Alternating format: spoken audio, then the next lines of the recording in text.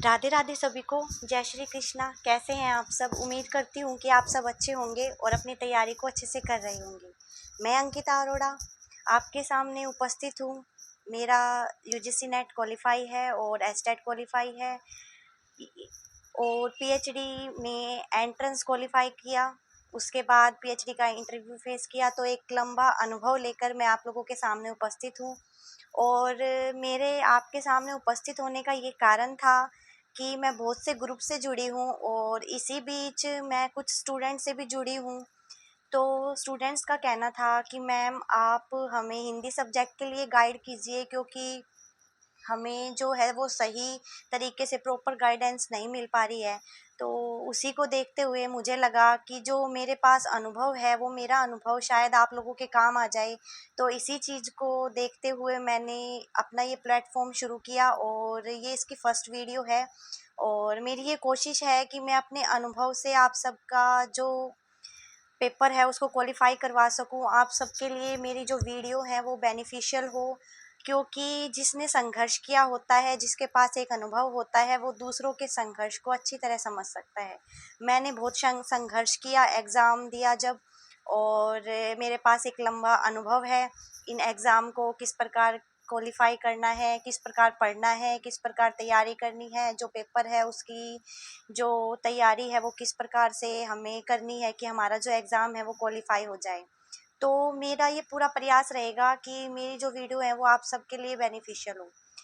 दूसरी बात, जैसा कि आप सब जानते हैं कि हमारे जो एस्टेट का एग्ज़ाम है उसकी जो डेट है वो अनाउंस हो चुकी है कि हमारा जो एस्टेट का एग्ज़ाम है वो जून के प्रथम और द्वितीय सप्ताह में होगा। जैसा कि अभी थोड़े दिन पहले ही न्यूज़पेपर में भी आया था कि जो एग्ज़ाम है वो जून के प्रथम या द्वितीय सप्ताह में होगा। तो हमारे पास जो टाइम बचा है, मेरी कोशिश यही रहेगी कि मैं उस टाइम के दौरान आप लोगों के लिए बेनिफिशियल वीडियो जो इम्पोर्टेंट लेखक हैं उनकी लेकर के आऊँ और आपका जो ये पेपर है उसमें आपके मार्क्स है वो अच्छे गेन हो। दूसरी बात, जो फॉर्म है एस्टेट के फॉर्म मैम रीओपन होंगे या नहीं होंगे, तो इसके लिए मैं आपको बताना चाहूँगी कि एस्टेट के जो फॉर्म है उनके रीओपन होने की संभावना बहुत कम है, क्योंकि आप देख सकते हैं कि हमारे पास है वो टाइम बहुत कम है। और शायद सरकार या फिर यूँ कहें कि जो एचपी कंडक्ट करवाती है इस पेपर को, भिवानी बोर्ड, ठीक है, तो उनके लिए भी मतलब अब फॉर्म को रीओपन करना बहुत कम समय है उसके लिए। तो मुझे नहीं लगता, संभावना बहुत कम है फॉर्म रीओपन होने की। और अब बात कर लेते हैं हिंदी के सिलेबस की, एनसीईआरटी के सिलेबस की। तो मैं आपको बता दूं कि हिंदी का जो एनसीईआरटी का सिलेबस है वो चेंज हुआ है, उसमें परिवर्तन है। पहले हम जो सिलेबस ओल्ड सिलेबस पढ़ रहे थे उसके साथ साथ हमें अब नया सिलेबस भी पढ़ना है, क्योंकि मैं आपको बता दूं कि पहले सिलेबस जो था वो हमारा सिलेबस बसंत लगी हुई थी 6th क्लास में, फिर बसंत 6th क्लास की जो थी वो पहले चेंज कर दी गई थी। उसके बाद 7th क्लास की और 8th क्लास की अब की बार चेंज करके बसंत की और मल्हार की किताब लगा दी गई है। और क्लास 9th में भी जो क्षितिज और कृतिका हम पढ़ते थे वो उसको चेंज कर दिया गया और उसको चेंज करके अब गंगा पुस्तक है वो लगाई गई है एनसीईआरटी में। आप एनसीईआरटी की साइट पे चेक करना इस बात को।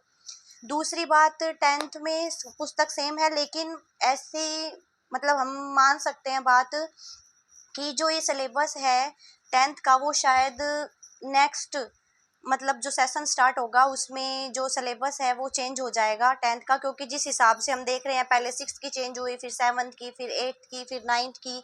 तो पूरे चांस है कि जो बुक है वो 10th की अब की बार चेंज मतलब नेक्स्ट सेशन में चेंज हो जाए। इसीलिए हमें अब जो तैयारी करनी है उस तैयारी को इस प्रकार करना है कि जो हमने पुराना पढ़ रखा है उसको तो पढ़ना है, और जो हमारा नया सिलेबस है, जो हमारे इम्पोर्टेंट लेखक हैं उनको नहीं छोड़ना है। मैंने बहुत अच्छे से जो सिलेबस है उसका एनालिसिस किया तो ये देखा कि जो भी नया सिलेबस अब लगाया गया है ना मल्हार की पुस्तक में, उसमें सभी इम्पोर्टेंट लेखक है, तो हम उसमें से किसी को भी नहीं छोड़ सकते। अगर हमने वहाँ से किसी को भी छोड़ा तो वहाँ से हमारे नंबर है वो कट हो जाएंगे। इसलिए मेरा प्रयास ये है कि मैं अपने चैनल से आप लोगों के लिए वो जितने भी इम्पोर्टेंट लेखक है उनकी रचना, उनका जो भी मतलब इम्पोर्टेंट क्वेश्चन वहाँ से बनते हैं, मैं सभी की वीडियो आपको इस चैनल पे अपलोड कर दूंगी। आप वहाँ से देखकर अपनी तैयारी को बेहतर बना सकते हैं। अगली बात, हम ये जो अपनी एचटेट की फॉर्म की बात थी कि एचटेट के जो फॉर्म थे वो रीओपन तो नहीं होंगे, लेकिन ये एक बात और थी कि ये जो एग्ज़ाम है इसी साल दोबारा कंडक्ट करवाया जाएगा नवंबर में।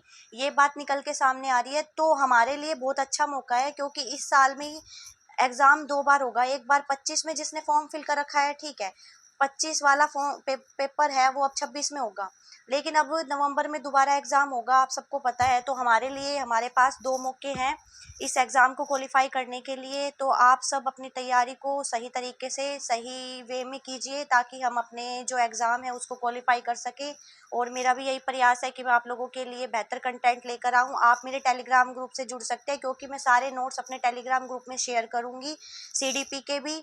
मेरी कोशिश ये रहेगी कि मैं आपको वहाँ से नंबर दिलवा सकूँ, 100-110 मार्क्स मैं आपको वहाँ से गेन करवा सकूँ और आपका ये पेपर क्वालिफाई हो जाए। हालांकि हमें 90 नंबर चाहिए होते हैं, लेकिन मेरा प्रयास यही रहेगा कि इतने कम दिनों में मैं आपके लिए ज़्यादा से ज़्यादा वो कंटेंट लेकर आऊँ जहाँ से क्वेश्चन पूछे जाते हैं और जहाँ से क्वेश्चन पूछने की ज़्यादा संभावना है, और आपका जो एग्ज़ाम है वहाँ से क्वालिफाई हो जाए और आपके जो नंबर है वो आप गेन करें।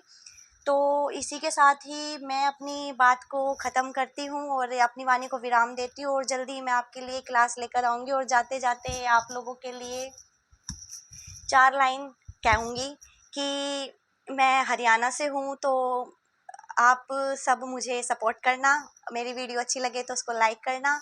और मेरा ये प्रयास था कि जो संघर्ष मैंने फेस किया वो बाकी स्टूडेंट उस संघर्ष को फेस ना करें। मतलब स्ट्रगल करना पड़ता है, सही प्लेटफॉर्म नहीं मिलता, सही जगह नहीं मिलती, फिर धक्के खा खा के पहुँचते हैं अपनी मंजिल तक। तो मंजिल तक पहुँचना है, लेकिन धक्के नहीं खाने हैं। सही प्लेटफॉर्म के साथ जुड़िए और सही तरीके से तैयारी कीजिए। और मैंने 4 लाइन लिखी थी, मैं आप लोगों के सामने सुनाती हूँ कि सदा इंसानियत के काम ही इंसान करता है, वो ही पाता है जीवन में जो कुछ बलिदान करता है। कोई झुका देता है अपने कर्म से माँ बाप का सिर, तो किसी का गांव उसके नाम पर अभिमान करता है, किसी का गांव उसके नाम पर अभिमान करता है। मेरी कोशिश यही है कि आपका जो गांव है वो आपके नाम पर अभिमान करे, आपका जो एग्ज़ाम है वो क्वालिफाई हो। मैं एक छोटे से शहर से हूँ, ज़्यादा बड़े शहर से नहीं हूँ, लेकिन मेरा ये प्रयास है कि मैं अपनी वीडियो के ज़रिए, मेरे लिए बहुत अच्छा प्लेटफॉर्म है कि मैं उन सभी स्टूडेंट तक पहुँच सकती हूँ इन वीडियो के ज़रिए जिन तक सारी सुविधा नहीं पहुँच पाती। तो आपसे विनती है कि आप इस वीडियो को लाइक करना, सब्सक्राइब करना मेरे चैनल को, और ज़्यादा से ज़्यादा शेयर करना कि मेरी इन्फॉर्मेशन सभी स्टूडेंट तक पहुंच जाए और सभी को इसका लाभ प्राप्त हो। धन्यवाद। राधे राधे।